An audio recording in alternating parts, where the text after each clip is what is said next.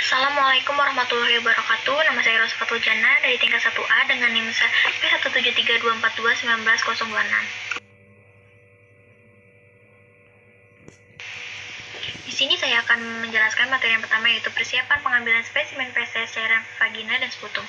Yang kedua, persiapan dan perawatan pre, intra, dan post operasi dalam kebidanan.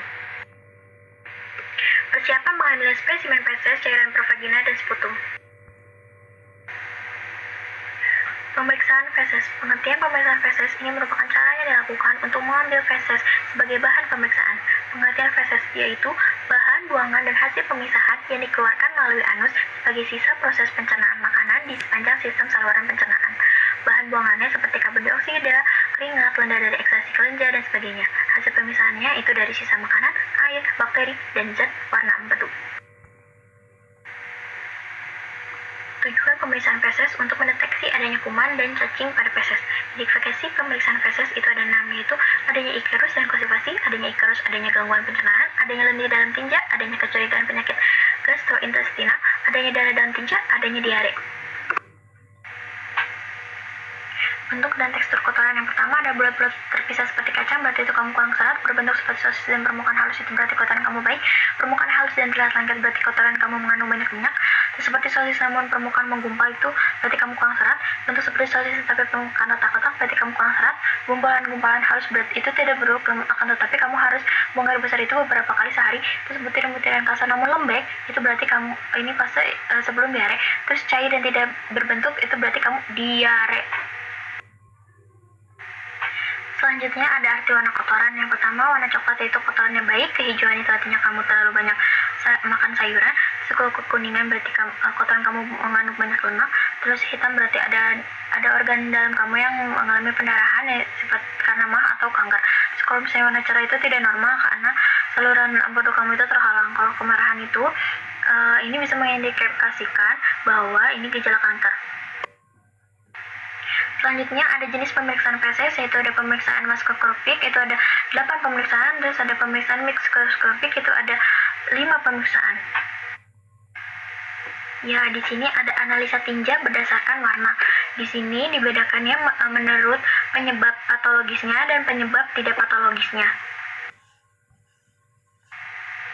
Selanjutnya ada analisa keberadaan darah dalam tinja. Nilai normal pemeriksaan makroskopik tinja.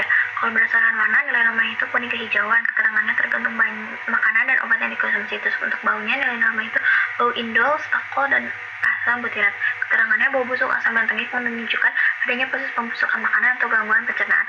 Kalau misalnya nilai normal konsentrasinya itu agak lunak dan berbentuk, terus volumenya itu 100-300 gram per hari, 70% air, 30% sisa makanan. Lendir itu tidak ada. Terus untuk keterangannya, bila lendirnya banyak itu ada rangsangan, lendir di bagian luar tinja iritasi usus besar, lendir bercampur tinja iritasi pada usus halus, lendir tanpa tinja itu di setbrik. Terus untuk darahnya nilai normalnya itu tidak ada ya. Selanjutnya ada nilai normal pemeriksaan mikroskopik tinja. Terus kalau misalnya sel epitel, nilai normalnya itu sedikit. Kalau misalnya leukosit itu nilai normalnya sedikit. Terus kalau misalnya temukannya banyak, itu berarti peradangan. Terus untuk darah itu negatif, telur cacing itu negatif, protozoa itu negatif, bilirubin itu negatif, kalau positif itu diare. Terus kalau bilirubin itu positif. Terus kalau misalnya keterangan negatif itu obstruktif empedu.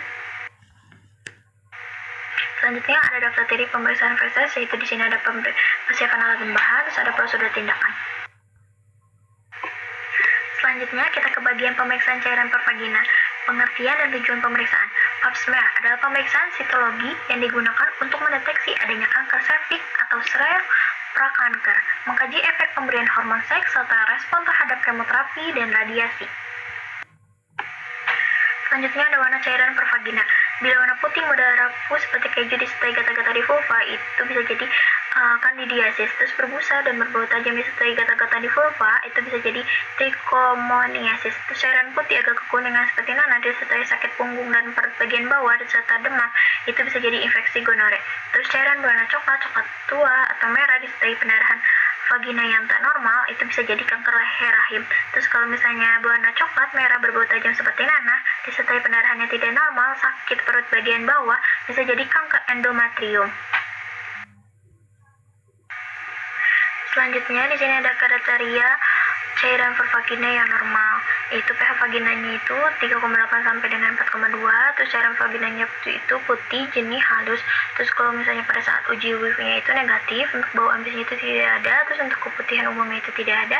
Untuk pemeriksaan mikroskopiknya itu terdapat lactobacilli dan sel-sel epitel. Selanjutnya, di sini ada daftar trik pemeriksaan cairan for vagina, yaitu terdiri dari persiapan alat dan bahan. Yang kedua adalah prosedur pelaksanaan. Yang terakhir ada pemeriksaan sputum. Pengertiannya, sputum adalah bahan yang keluar dari baca atau trakea, bukan ludah atau lendir yang keluar dari mulut, hidung, atau tenggorokan. Tujuannya itu untuk mengetahui basil, tahan asam, dan mikroorganisme yang ada dalam tubuh pasien sehingga diagnosis dapat ditentukan. Terus indikasinya itu pasien yang mengalami infeksi atau peradangan saluran pernafasan apabila diperlukan. Terus ada jenis pemeriksaan sputum. Yang pertama ada pewarnaan gram. Pemeriksaan dengan pewarnaan gram dapat memberikan informasi tentang jenis mikroorganisme untuk menegakkan diagnosis presumatif. Kultur sputum. Pemeriksaan kultur sputum dilakukan untuk mengidentifikasi organisme spesifik guna menegakkan diagnosis definitif. Terus sensitivitas. Pemeriksaan sensitivitas berfungsi sebagai pedoman terapi antibiotik dengan mengidentifikasi antibiotik yang mencegah pertumbuhan organisme yang terdapat dalam sputum. Basal tahan asam atau BTA. Pemeriksaan BTA dilakukan untuk menentukan adanya Mycobacterium tuberculosa yang setelah dilakukan pewarnaan, bakteri ini tidak mengalami perubahan warna oleh alkoholasan. Sitologi. Pemeriksaan sitologi ditujukan untuk mengidentifikasi adanya keganasan pada paru-paru. Tes kuantitatif. Pengumpulan sputum selama 24-72 jam. Pemeriksaan kuantitatif harus sering dilakukan untuk menentukan apakah sekresi merupakan saliva, lendir, pus, atau bukan. Padanya ditimbang pada akhir 24 jam, jumlah serta karakter isinya dicatat dan diuraikan. Selanjutnya ada warna sputum. Warna hitam itu menghirup zat berwarna hitam seperti arang. Kalau yang warna putih itu bisa infeksi Klebsiella. Terus untuk yang busa dan putih itu bronkitis kronis. Terus untuk sputum kapiler itu pendarahan selaput lendir. Terus misalnya warnanya kuning itu infeksi bakteri. Terus kalau yang warnanya hijau itu infeksi Pseudomonas aeruginosa. Terus kalau yang warnanya coklat itu infeksi Streptococcus pneumoniae. Selanjutnya ada daftar titik pemeriksaan sputum yang terdiri dari persiapan alat dan bahan, dan yang kedua adalah prosedur tindakan. Ya, di sini saya akan menampilkan video pemeriksaan sputum.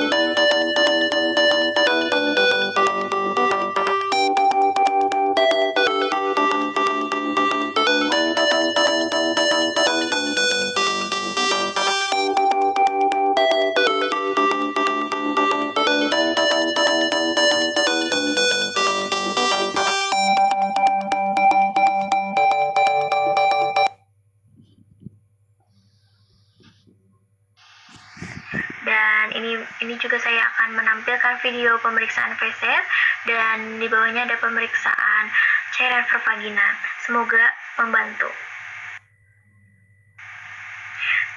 Materi yang kedua yaitu persiapan dan perawatan pre, intra, dan post operasi dalam kebidanan. Pre-operasi, definisinya yaitu masa sebelum dilakukannya tindakan pembedahan dimulai sejak persiapan pembedahan sampai pasien di meja bedah. Persiapan dan perawatannya itu terdiri dari 6, yaitu pemberian pendidikan kesehatan pre-operasi, persiapan diet, persiapan kulit, latihan nafas dan batuk, latihan kaki dan mobilitas, pencegahan cedera.